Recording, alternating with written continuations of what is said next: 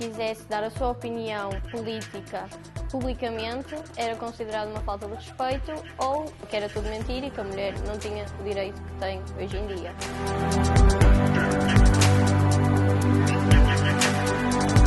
Através deste projeto pretende-se exatamente sair dos muros da universidade e chegar às escolas, chegar à sociedade civil, fazer parcerias com autarquias, fazer parcerias com associações da sociedade civil de um modo global. Precisamos compreender que as escolas não preparam para a vida. As escolas são já elas parte integrante da vida. Preocupa-me o futuro e o direito à educação para todos de forma igual. O direito da educação é importante porque nós temos de respeitar os outros. As nossas mães e os nossos pais deram-nos a luz para nós termos educação, para brincarmos connosco.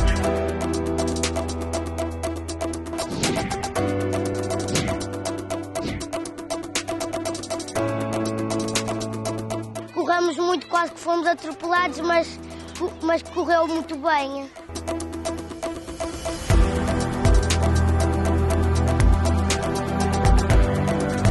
Sistematizar, saber de que é que estamos a falar, aprofundar, garantir cada um dos direitos da prática como pode ser, defender, salvaguardar e simultaneamente perceber que estamos num conjunto de globalização e de complexidade.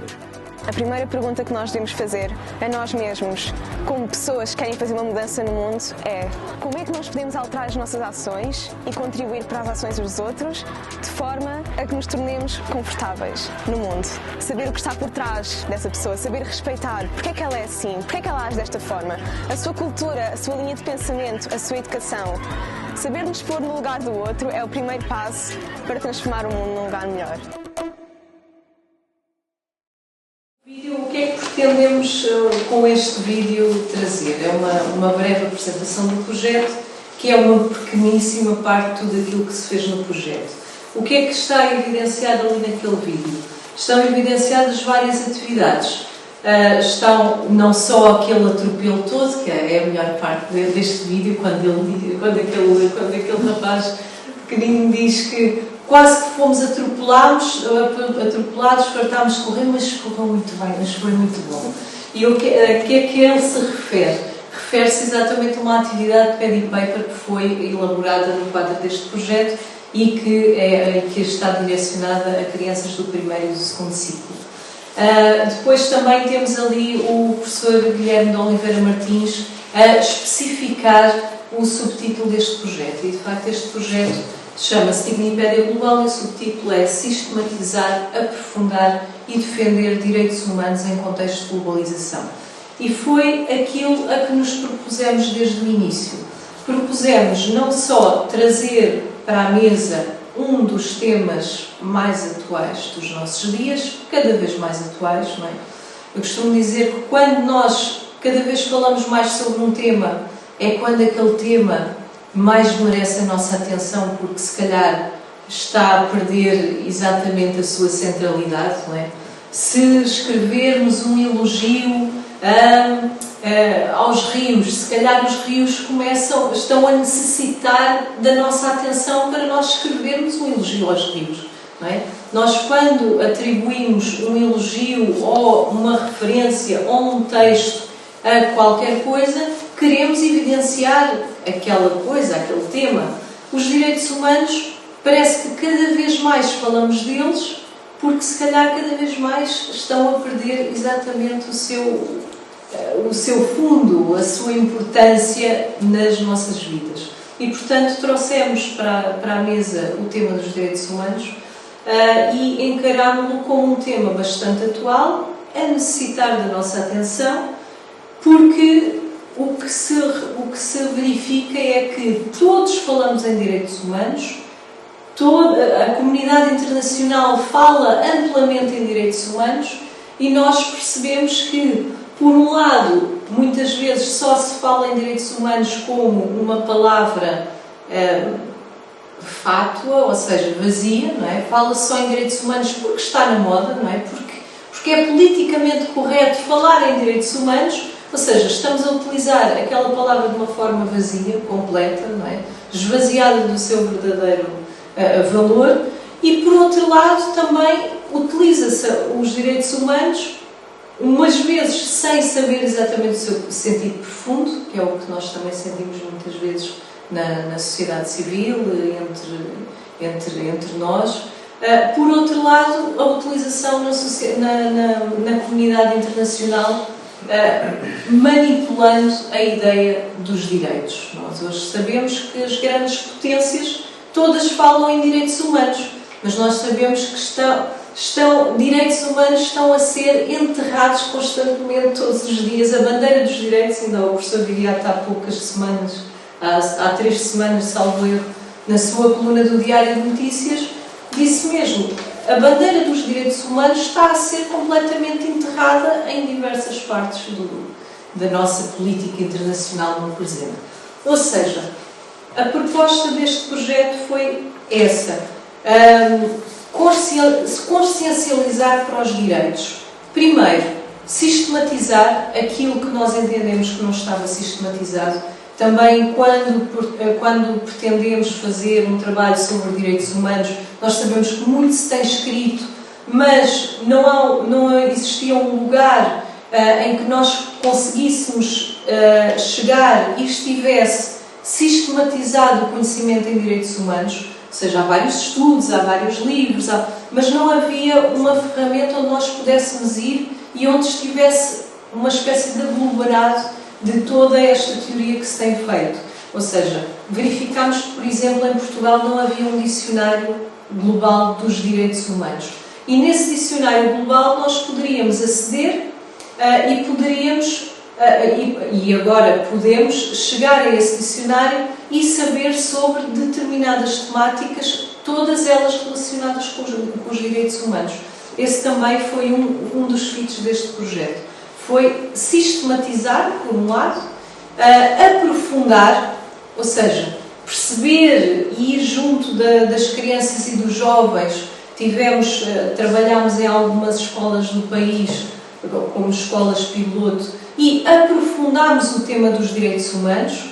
Tentámos, de alguma forma, junto das crianças e dos jovens, juntamente com os seus professores, aprofundar o tema, para que elas não digam só eu tenho direito à educação, mas o que é que esse direito, o que é o direito à educação, não é? Em que é que isso consiste? O que é um direito? E então tentámos também, junto dos jovens, em conjunto com os professores, aprofundar direitos humanos e, por fim, defender direitos humanos. Quando nós queremos defender algo, se nós não temos consciência daquilo que estamos a defender, defendemos mais fracamente, não é? Se nós vamos dizer, eu tenho direitos e quero o direito à habitação, eu tenho direito a ter o direito à habitação, mas depois nos perguntam, mas porquê é que tenho que ter o direito à habitação? Mas o que é o direito à habitação? E nós não sabemos responder, nós vamos defender menos bem a nossa causa, não é? Vamos só dizer, porque o direito à habitação é importante. Isso não é nada, não é? Só dito assim não é nada. Ou seja, este projeto tentou exatamente fazer um pequeno trabalho também junto dos jovens neste sentido. Sistematizar, aprofundar e defender direitos humanos, tal como o professor Guilherme de Oliveira Martins estava ali a dissecar aqui o nosso subtítulo. E outras atividades também ali surgiram. Este projeto foi, em grande medida, por um lado, encontrar uma lacuna na sistematização em direitos humanos em Portugal e, por outro lado, tentar aprofundar cada vez mais a ideia e a temática dos direitos. Não basta dizer que temos direitos, temos que saber o que é isto ter direitos, temos que saber o que é que estamos exatamente a defender, senão vamos defendê-los de uma forma menos forte e menos eficaz. O projeto, portanto, começou numa primeira fase por fazer um grande levantamento de várias áreas sobre direitos humanos e que com elas, com a temática se relacionava, ou seja, interessou-nos explorar de que modo é que a ideia de direitos humanos é construída.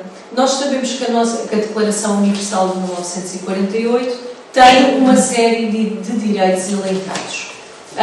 E para percebermos esses direitos, nós não podemos lidar só com os direitos a partir do próprio direito, mas podemos também, para quem deseja, e nós consideramos que isso é que dá mais corpo à defesa de direitos, nós temos que perceber que esses direitos não nasceram, por exemplo, só com a Declaração de 1948 e depois constitucionalizando-se nos vários países que os acolheram e nos diversos instrumentos jurídicos que a Comunidade Europeia e as Nações Unidas foram desenvolvendo, mas esses direitos foram e continuam a ser lutas permanentes de muitos séculos, de muitos homens e mulheres que morreram exatamente por esses direitos ou que sentiram há vários séculos que todos, afinal, tinham exatamente a mesma humanidade. Não é?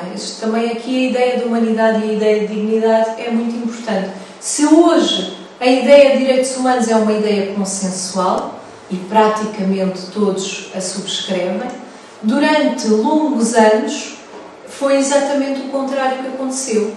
Muito poucos entendiam e escreviam e pensavam que porquê que havia tantas diferenças nas sociedades? Porquê que, por exemplo, nós costumamos nas nossas formações evidenciar um autor chamado Antifonte de Atenas, que era um homem do século V a.C., que nos disse assim: mas qual é a diferença que está entre nós?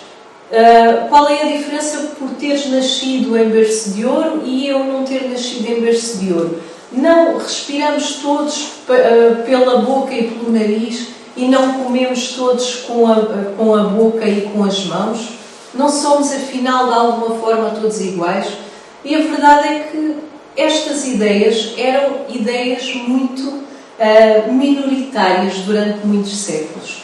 Por exemplo, também aquele célebre passo da Carta de São Paulo aos Gálatas, que está amplamente difundida, que é: não há judeu nem grego, não há homem nem mulher, não há livre nem escravo, porque todos somos um em Cristo Jesus. Naturalmente ali o paradigma era Jesus Cristo, mas aqui isto é uma frase extraordinária, é uma frase de grande coragem numa época em que os homens estavam divididos entre livres e escravos, entre homens e mulheres, que ficavam em casa e que praticamente não participavam, entre o judeu e o grego, que estavam exatamente de costas voltadas, a maior parte das vezes também, pelo menos no mais oficial.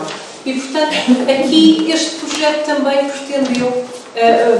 pretendeu consciencializar para este longo percurso que existe na construção e na elaboração de um pensamento para os direitos humanos. Se durante séculos e séculos a minoria é que pensava que a ideia, uma certa ideia de direitos humanos, que não era assim chamada naturalmente, mas uma ideia de humanidade e de uma idade igualmente digna, independentemente das suas diferenças, seria o ideal, e era uma minoria, agora exatamente estamos no ponto contrário, felizmente, mas é preciso perceber que estes direitos também são muito vulneráveis e que nós temos que ter plena consciência de que eles levaram séculos a ser elaborados e a ser construídos, tal como os temos agora nas nossas constituições, mas eles também são muito voláteis se não soubermos o que é que estamos exatamente a defender. Portanto, e o princípio do respeito pelo outro, também aqui é fundamental para que hoje consigamos defender direitos. E foi esse trabalho que foi feito também no Dicionário Global para os Direitos Humanos, que foi um dicionário que se quis que fosse um dicionário interdisciplinar. Nós consultámos vários dicionários que a nível internacional existiam, mas eram dicionários a maior parte deles vocacionados, por exemplo, para as áreas do direito, com os temas mais importantes para que os advogados os aplicassem em tribunal e temas muito recentes, por exemplo, conflitos de direitos, aqueles termos mais técnicos que hoje se usam para tratar direitos humanos. E nós entendemos que era interessante fazermos um dicionário interdisciplinar, um dicionário mais global, porque também, incluindo não só conceitos, mas incluindo também os grandes documentos que construíram direitos humanos, mas incluindo também figuras que foram defensores de direitos humanos à vala letra, como por exemplo o nosso padre António Vieira, que tinha um pensamento muito à frente do seu tempo, que numa época plena de escravatura disse assim: qual é a diferença entre uma coroa de ouro e uma coroa de penas? Referindo-se aos índios. Com que direito é que nós temos de ir impor o nosso domínio aos índios com a nossa coroa de ouro? A coroa de penas lá não vale exatamente o mesmo que a coroa de ouro cá? Com que direito é que nós temos de ir fazer domínio sobre os outros? E também evidenciou a igual dignidade entre todos os homens. E isso foi extraordinário no século XVII, onde todos, lá está, o padre António Vieira fez parte dessa minoria que durante muitos séculos entendia que a humanidade era toda ela digna de alguma forma. E, portanto, este dicionário também inclui figuras, inclui várias disciplinas. Por exemplo, temos a entrada ciência no Dicionário Global dos Direitos Humanos e a entrada ciência redigida pelo professor Carlos Filhais de Coimbra, um físico bastante reputado no nosso país e divulgador da ciência, refletiu sobre como é que a ciência também pode ser ou não defensora de direitos e como é que se reflete sobre direitos humanos a partir da disciplina da ciência, por exemplo. Temos, por exemplo, a entrada sobre o direito à habitação, um direito agora tão em foco e tão importante também. Como é que o direito à habitação surgiu, porque é que ele é importante? Faz-se a história destes vários conceitos, destas várias personalidades e dos vários contributos que dão exatamente à temática dos direitos humanos, que nós consideramos amplamente interdisciplinar. Nós não conseguimos defender direitos humanos se não percebermos o que é que estamos a defender, não é? E direitos humanos é não só direito à habitação, mas é direito à igualdade, direito à saúde e, portanto, acaba por ser uma constelação de várias ideias que, se nós não percebermos que elas estão todas interligadas e depois terminam na dignidade humana, na dignidade da pessoa humana, para aplicar corretamente o termo jurídico, nós não percebemos o que é isto de direitos humanos. Para além desse dicionário global, elaboramos, não fomos nós que elaborámos. O projeto Dignipédia Global também consiste num dicionário pedagógico dos direitos humanos e esse dicionário pedagógico foi, a partir do dicionário global, as crianças e os jovens com as quais trabalhamos nas escolas escolheram as entradas que também elas próprias queriam elaborar, os direitos que mais lhe faziam sentido, não é? Que mais lhe diziam respeito, e as próprias crianças e os jovens fizeram este dicionário pedagógico nas escolas e nos seus agrupamentos e também está todo disponível online com ilustrações e, portanto, foi um projeto onde quisemos envolver os jovens não só em atividades pontuais, que é o que foi isso também que nos motivou a este projeto. Muitas vezes vê-se muitos projetos em direitos humanos, mas acaba por ser qualquer coisa como vamos aplicar estas atividades com 2 ou 3 horas numa escola e pronto, isto está um projeto feito, muito bonito, direitos humanos para todos. E nós quisemos, juntamente com as crianças e com os jovens, pensar um pouco mais sobre a questão dos direitos e não ser apenas uma atividade pontual de algumas horas, mas que eles se sentassem e que eles refletissem e também que eles próprios escrevessem aquilo que são os direitos humanos e os direitos que lhe faziam mais sentido.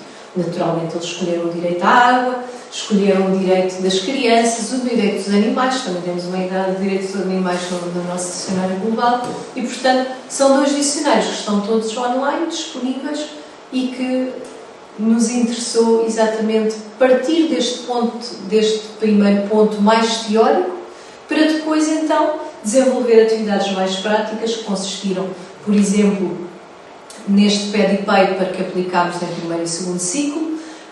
Em que é que consistiu o Paddy Paper? Era um mapa dos direitos humanos que pode ser aplicado em qualquer escola, julgamos nós, de qualquer ponto do mundo, porque o mapa tinha 7 lugares na escola. Então eles podiam correr por toda a escola. Lá está, aquele menino a dizer que correram muito, quase foram atropelados, mas não muito bem.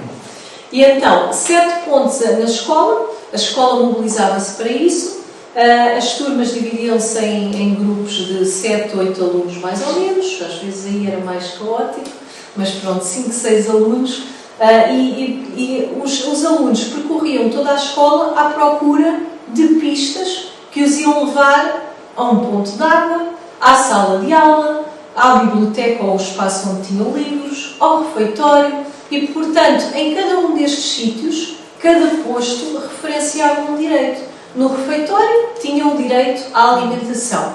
Na sala de aula, tinham o direito à educação. Não sei se era educação, já não me lembro, acho que era a inclusão. No ponto de água, tinham o direito à água. No jardim, era o direito à biodiversidade.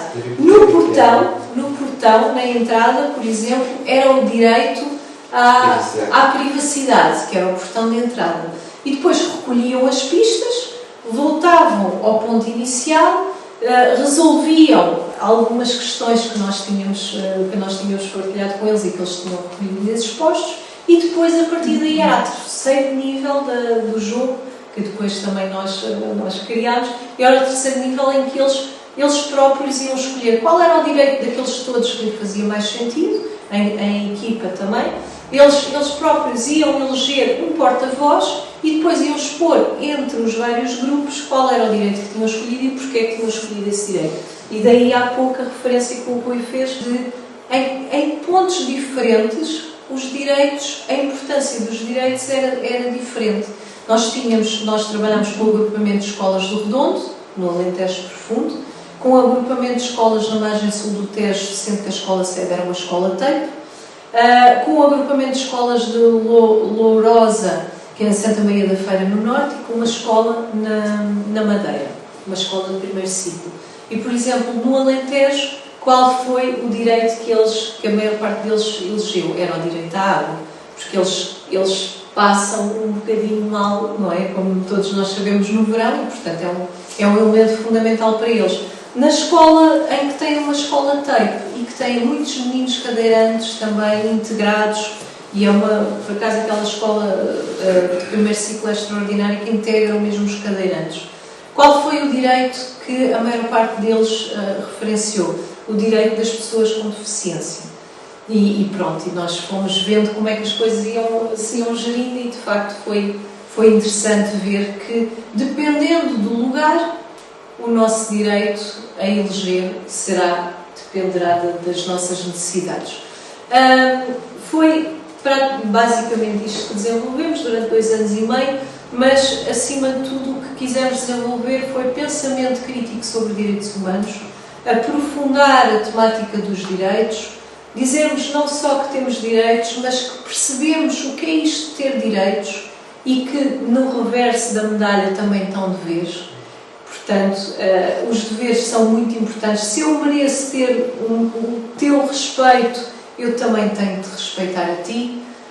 E, portanto, aqui foi uma construção também em conjunto com as crianças e com os jovens, e que depois fosse um projeto que não terminasse apenas naquelas atividades, mas que ficasse de futuro, pelo menos, online, conhecimento sistematizado sobre direitos humanos e conhecimento validado, porque tivemos uma comissão científica também a trabalhar connosco, conhecimento validado sobre direitos humanos. A ideia de Dignipédia soa a Wikipédia, não é? Foi também por aí um bocadinho que nos inspirámos, mas aqui é uma Wikipédia para os direitos completamente validada cientificamente, e quem a quiser referenciar a partir de lá tem a garantia de que aquele conhecimento está validado. Agora, em breve, esperamos também publicar o dicionário em formato de papel, porque nós apesar de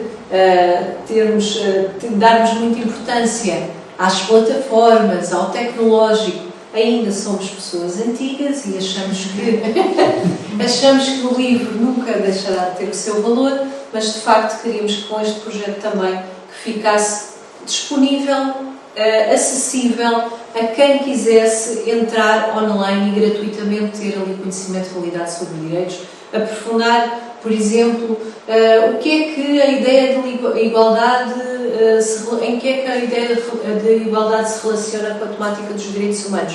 Acede ao dicionário e vê a ideia de igualdade, a história da ideia de igualdade relacionada com os direitos humanos e depois tem uma pequena bibliografia também, se quiser aprofundar o tema. E, portanto, é um ponto de chegada, uma cristalização do conhecimento, como o professor Eduardo bem diz. O que é um dicionário? É um ponto de chegada do conhecimento em que se sintetiza e sistematiza todo o conhecimento que existe sobre aquela determinada matéria que está naquele verbete e depois dá pistas para quem quiser aprofundar a partir dali também, não só com bibliografia, mas também através do texto que se apresenta. Ou seja, é um ponto de chegada e um ponto de partida depois para se aprofundar ainda mais os direitos humanos. Ou seja, para não falarmos em vão e não dizermos palavras ocas, mas para sabermos aquilo que estamos a dizer e defender cada vez mais a questão dos direitos humanos. Foi isto que apresentámos. Uma vez mais, muito obrigada a recebermos aqui. A professora Cristiana esteve desde o início deste projeto também e agradecemos mesmo muito receberem-nos cá.